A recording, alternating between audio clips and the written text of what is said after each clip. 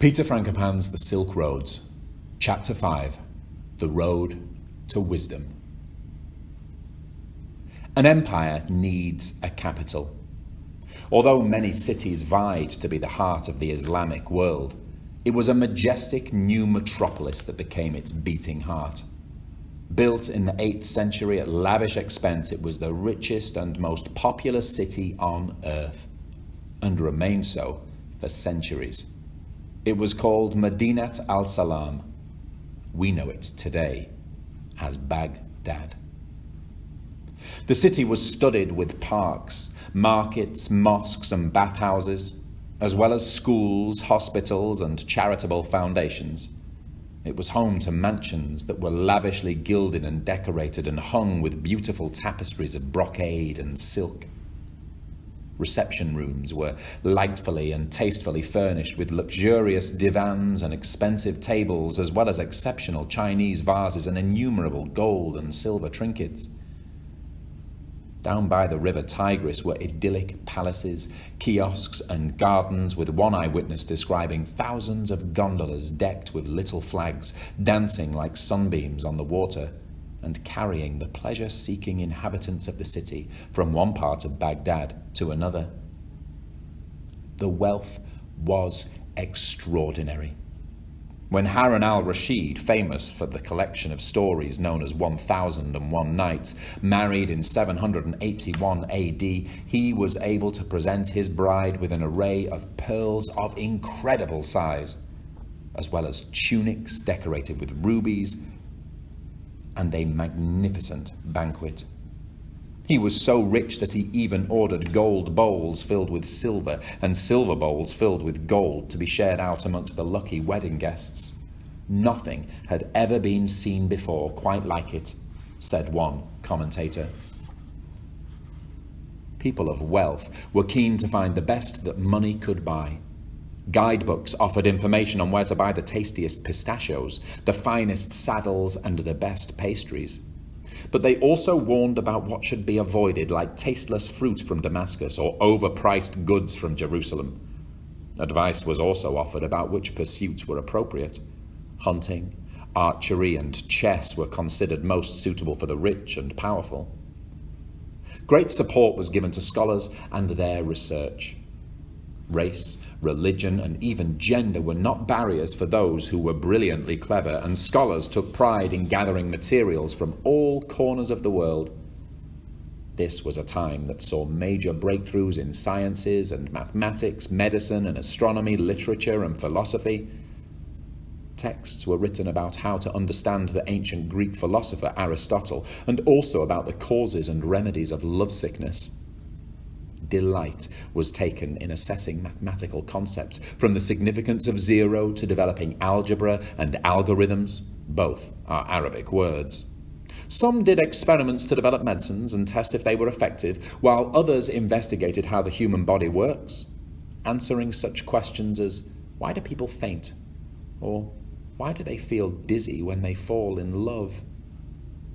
Other scientists worked on trickier problems, like the relationship between vision and the brain, and investigated the link between imagination and reality. While the Muslim world took delight in innovation and new ideas, much of Christian Europe withered in the gloom, crippled by a lack of resources and curiosity. St. Augustine, one of the most important early Christian theologians and philosophers who was alive in the late 300s and early 400s, had been positively hostile to the concept of investigation. "Men want to know for the sake of knowing," he wrote scornfully, "though the knowledge is of no value to them." Curiosity, in his view, was nothing more than a disease. In a world of opposites, even the most powerful leaders in Europe could barely read and write, and many could not read or write at all. Charlemagne, a mighty ruler who united much of Europe, kept a tablet under his pillow, known back then not as an iPad, but something made out of clay and used for writing, so he could practice his letter formation. He left it too late. According to one who knew him well, he never quite managed to master joined-up writing. Such a lack of interest in science and scholarship baffled Muslim commentators, who had great respect for ancient Greek scholars like Ptolemy, Euclid, Homer, and Aristotle. Some had little doubt as to what was to blame. Once the historian Al-Masudi wrote, "The ancient Greeks and the Romans had allowed the sciences to flourish. Then they adopted Christianity and chose faith over knowledge and reason. Most of Europe was an intellectual backwater with little to recommend it." As one author put it when it came to writing about European lands, "We did not enter them in our book because we see no use whatsoever in describing them." Once upon a time, Europe really did not matter. Asia did, however. In the Muslim world, great interest was paid to learning about Asia, its cultures, and how its peoples lived and behaved. It was noted that the Chinese wore silk in both winter and summer, though their habit of using paper to wipe their bottoms was considered unpleasant and unhygienic. They enjoyed music and entertainment too, unlike those in India who regarded such spectacles as shameful.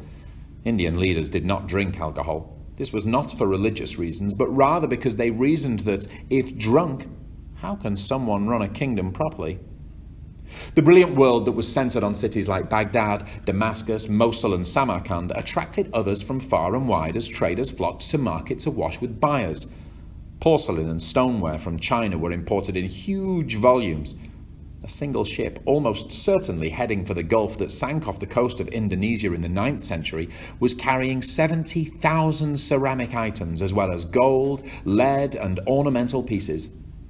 Such was the quantity of merchandise flowing into the ports in the Gulf from markets elsewhere that professional divers were hired to fish out goods that fell overboard from ships too busy to slow down to retrieve them.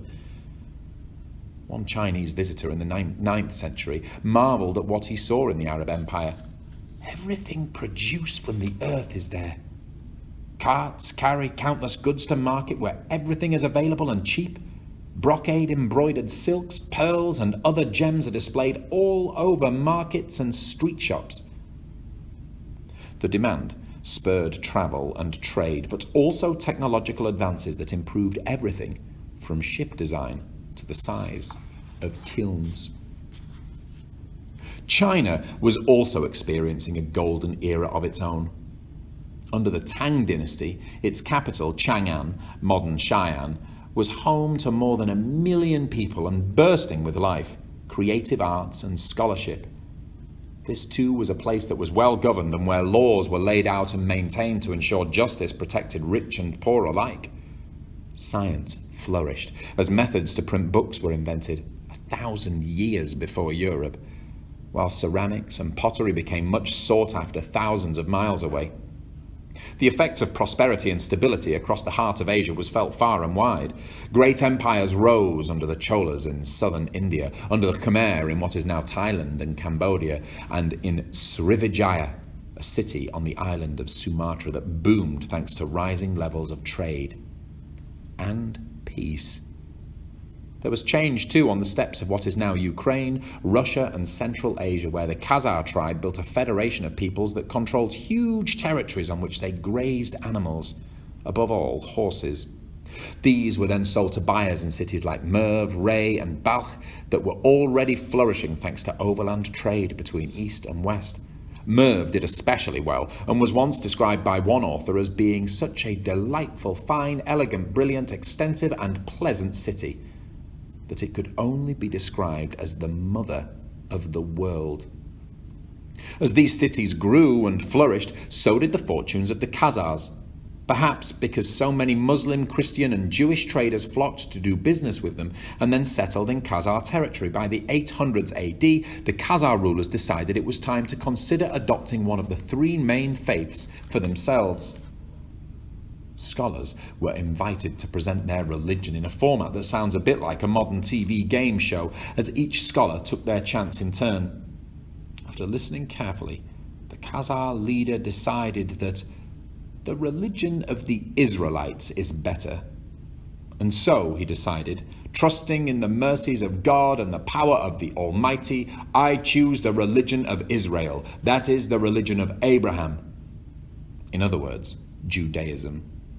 With that, he circumcised himself and ordered his male servants and people to do the same.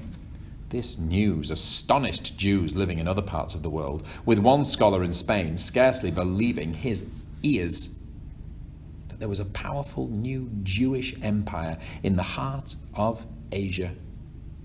Europeans struggled to play a part in the great trading networks of the East. For one thing, demand was limited for most of the goods that they could bring to the bustling markets, and rich buyers spread out along the Silk Roads. It was possible to do well selling amber, falcons and walnuts were also popular, as were Scandinavian swords, animal